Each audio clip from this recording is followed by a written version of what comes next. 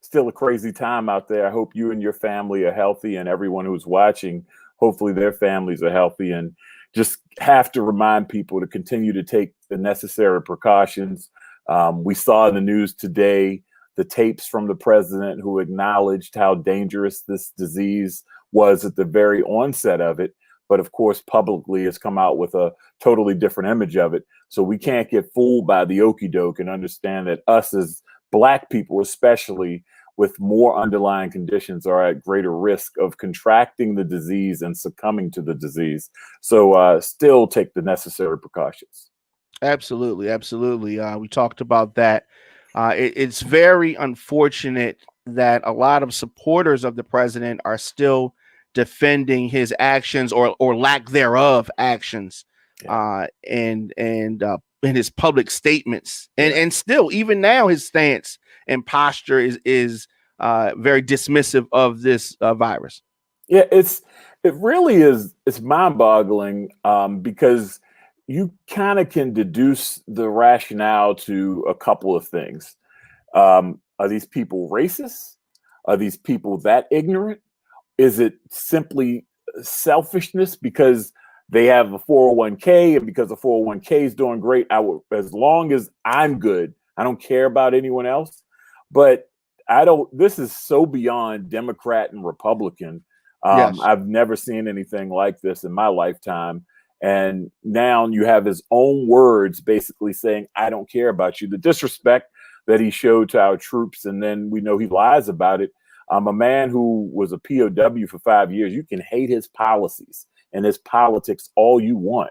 But a person who was held captive by a foreign enemy for 5 years and beaten to a point that he couldn't even raise his arms towards the end of his life is someone to be celebrated. And you don't have to like their policies, but you have to respect the person who put themselves at that level of risk. And for someone to disrespect that individual just shows the type of person they are. We shouldn't have any problems whatsoever calling ignorant what it is. And what we've seen from this president is just sheer ignorance. Absolutely. And as it relates to Baltimore, the virus affecting a lot of our businesses, a lot of the citizens. As far as masks, do you wear a mask in public? Yes, absolutely. I mean, I keep several in my car. I got a routine of washing them every few days. But every bag that I carry, just so I don't forget one, yes, I've gotten out of my car and headed towards the store, and all of us had that oh crap moment where you got to turn back around and go get it. But yeah, it's uncomfortable, especially like if you're exercising or you're in it for a long period of time. But it's necessary. I mean, I don't want something that I can prevent. Yeah, and I think that's very profound. This is preventable by our actions, as far as the social distancing and as far as the wearing of masks. And I can't stress the importance of that. I just earlier today going in the store, I got halfway through the parking lot, and I'm a person that likes to park far away from the door. I just trying to get steps in. I'm always counting the steps that I'm taking. I try to take as many steps. And when you get halfway across that parking line, you got to double back. It's frustrating. It's usually but at the end of the day, it's better. It's usually a profanity, some profane word. Yeah, and I don't care who you are, but you say, damn, because you got to turn around. But it's very simplistic for what we're going through, and it's simple precautions that we all can take. I still see an inordinate amount of people who try to extend their hand to shake it, shake my hand or whatever. I'm like, nah, yo, we don't do that no more.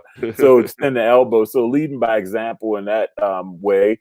But I've probably eaten inside of a restaurant maybe 2 or 3 times since they've reopened the interior, and the places that I've been, they have been socially distanced on the inside.